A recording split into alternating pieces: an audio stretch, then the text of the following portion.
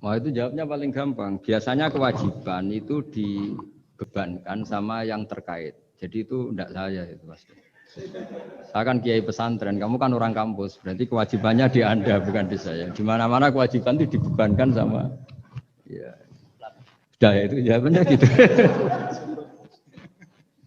Jadi kalau istri kamu yang rewel, jangan tanya saya, istri saya rewel gitu. Kewajibannya ya kamu cari solusi gitu. Kalau Anda punya Pak Komisaris kurang mikirkan jenengan, ya jangan tanya saya, jangan tanya ini. Begini ya, sebetulnya kita juga kadang salah mengkategorikan. Ada neo-khawarij, ada Islam ekstremis, ada moderat. Itu omongannya peneliti ya, itu kan peneliti itu harus mengkategorikan, terus sampling ilmiah harus diputuskan ini kategori apa, solusinya apa. Tapi itu analisis.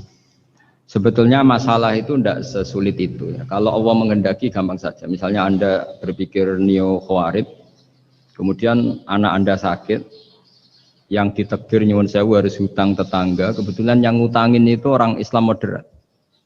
Ini yang sering lupa, para analis itu, saya ulang lagi, para analis itu, mbok ya ngregani pangeran, saya itu sering ketemu para analis, sering saya ingatkan, mbok ya kamu itu ngregani Allah. Allah itu punya hak untuk kreasi, punya hak untuk ngatur, punya hak untuk menentukan. Kita misalnya begini, kadang berpikir, orang neo-khawarij tadi itu bisa nggak ekstrim kalau bacanya buku ini atau ngikuti pikirannya tokoh ini, itu kita. Tapi kalau Allah itu enggak. Saya beberapa kali ada kejadian orang begitu benci misalnya sama Muhammadiyah atau benci sama NU atau benci apa. Itu marine mergo anaknya pacaran terus nikah. Mulane corong Jawa gedeng tapi nyanding. Itu dulu banyak kiai yang benci Muhammadiyah. Barang anaknya besanan ya baik-baik saja. Karena nanti cucunya jadi Muhammad NU. Itu buahnya ada 1-2 itu. Sama nanti orang yang kuras gitu ternyata pas butuh bantuan yang nolong itu Islam moderat.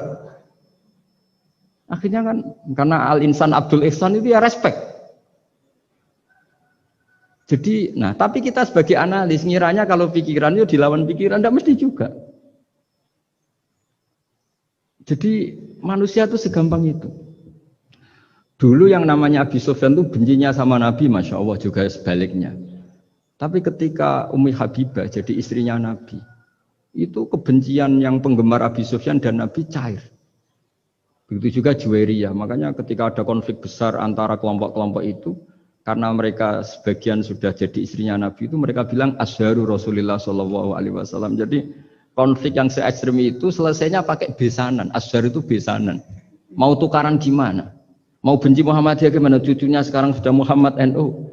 Yang NU juga cucunya sekarang. Ya sudah. Akhirnya ya baik-baik saja. Jadi tidak udah ada solusinya. Kalau Allah sudah menghendaki nanti gampang saja. Sama jangan tanya. Lah kapan itu Gus? Yang sadar Tuhan kamu tanya ya, tanya sama Allah. Jawabannya wallahu a'lam. Tapi saya mohon para analis ya, jangan corong Jawa ojo ngilani pangeran. Tuhan itu diberi hak untuk menyelesaikan karena banyak yang di luar dugaan. Wahsy itu menjadi mukmin justru setelah membunuh Hamzah. Khalid bin Walid menjadi mukmin justru setelah menang di perang Uhud.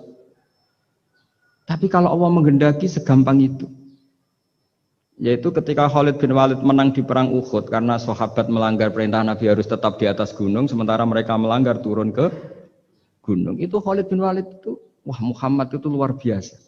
Anak buahnya melanggar saja dikasih sanksi, apalagi kita. Ini berarti orang yang sangat diperhatikan oleh Tuhannya. Terus dia cara berpikir begitu. Akhirnya masuk Islam. Banyak orang masuk Islam itu malah pas menyembah Tuhannya, Tuhan berhala. Itu ada orang Arab, zaman Arab dulu. Pas mau nyembah berhalanya, pas ada luwak kencing di kepala berhala itu. Terus dia, aduh punya Tuhan kok gak keren, gimana? Terus masuk Islam. Jadi dia dapat hidayat pas keliru. Kalau dalam cerita kewalian ya Sunan Kalijogo itu, dia jadi muridnya Sunan Bonang. Kenalan pertama karena begal Sunan Bonang. Pas begal malah jadi murid. Jadi kalau Allah itu punya sekian cara. Kadang kiai itu gak bisa mengislamkan orang, tapi banyak mahasiswa punya pacar non muslim itu yang islamkan pacarnya. Ribet kan kalau sudah mau apa coba itu memang. Ya sudah, Allah itu diberi hak untuk Ya untuk ya tetap Allah sebagai Tuhan itu tidak usah. Mbah Mun itu diantara yang sering dikatakan beliau itu dulu saya juga agak protes dengan tanda kutip, tapi beliau ngendikan ya saya sami'na wa ata'na. Kata beliau gini, hak sok itu sing gawa agama nang Indonesia itu pegawai negeri. Yang bawa agama kemana-mana itu pegawai negeri. Saya sempat protes. Lah santri bah, mau santri karuan, mau santri. Tapi setelah saya jadi kiai, ya bebas. Setelah saya jadi kiai ini kan sudah jadi kiai betul, sudah jadi kiai betul. Tanpa SK kan jadi kiai. Kalau komisaris pakai SK, kalau kiai itu nggak usah SK. Setelah saya jadi kiai itu sering ada tamu dokter, ada tamu tentara, ada tamu pegawai-pegawai negeri. Itu bilang, saya ini dokter, karena saya dokter. Kadang datang di pedalaman Papua, NTT itu kan atas nama dokter, yaitu di puskesmas desa-desa tertinggal. Karena mereka Muslim berkebutuhan Islam, yaitu ada sholat, ada masjid, ada akhirnya dibikinkan. Dan orang ke sana, orang di sana yang mau apa coba? Wong itu negara. Coba kalau yang datang kita sebagai kiai, dianggap misionaris kan? Artinya begitu juga di Belanda misalnya atau di New Zealand atau di Jerman. Saya punya banyak kawan yang duta di kedutaan. Gara-gara persahabatan mereka duta besar, mereka Muslim. Gara-gara Muslim berkebutuhan bikin masjid. Akhirnya di negara-negara non-Muslim juga banyak masjid dibikin kedutaan, dibikin mahasiswa. Nah, tapi kalau kita jadi analis, mungkin kita hanya agama ini diajarkan oleh ulama, dibawa oleh santri. Tapi tidak seperti itu. Nyatanya Allah dengan kehendaknya bisa saja menyalurkan agama ini lewat PNS, lewat macam-macam. Jadi Allah itu maha kuasa. Makanya kita ini hanya bersaksi bahwa innallaha ala kulli syai'in. Nah kita sebagai kiai memang bantu mengenalkan ahkam fikihnya yang detail-detail itu. Tapi kalau menyebarkan Islam itu Allah punya cara. Saya kemarin pas ketemu Habib Quraisy di antara yang diceritakan itu.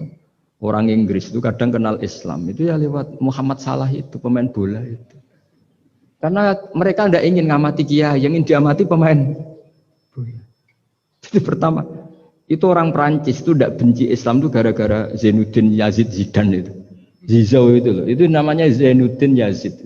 Yazid Zainuddin kena bahasa Prancis jadi Zinedine Zidane. Itu dulu imigran dari Aljazair itu dibenci sama orang Prancis. Tapi setelah yang membawa Prancis juara itu adalah seorang Zidane. Itu terus mereka agak benci Islam karena yang membawa kebanggaan Prancis juara dunia. Apalagi kalau nggak salah pas itu ada 3 pemain Muslim Prancis. Orang ngira orang Prancis tidak benci Islam kan nunggu toleransi beragama lewat buku-buku toleran. Ternyata enggak karena pemain bola coba. Kalau mau mengendaki sampai jurnal-jurnal di Prancis setelah juara dunia siapa bisa membenci orang Aljazair? Mereka harga kita, mereka martabat kita. Padahal dulu pandang sebelah. Dulu itu orang di Inggris, pemain Inggris, itu kalau mau sholat susah, mau puasa susah. Terus mereka ingin minta hak puasa kalau musim puasa. Tapi menjadi mudah di luar dugaan. Manchester City dibeli Sulaiman Al-Fahim. Ya sudah mau apa coba manajernya yang punya muslim.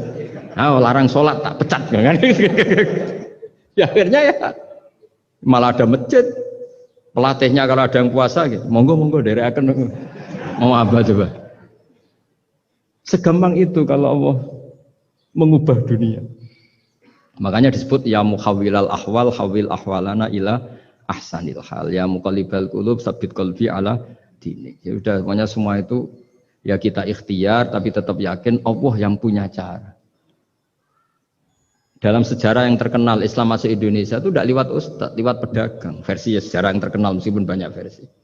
Gara-gara ada pedagang mereka muslim mau tidak mau ya tetap berkehidupan muslim. Berhubung kehidupan Islam itu menarik, simpatik, akhirnya banyak yang menjadi Islam. Jadi ya sudah seperti itu. Ya saya kira demikian. Terakhir loh,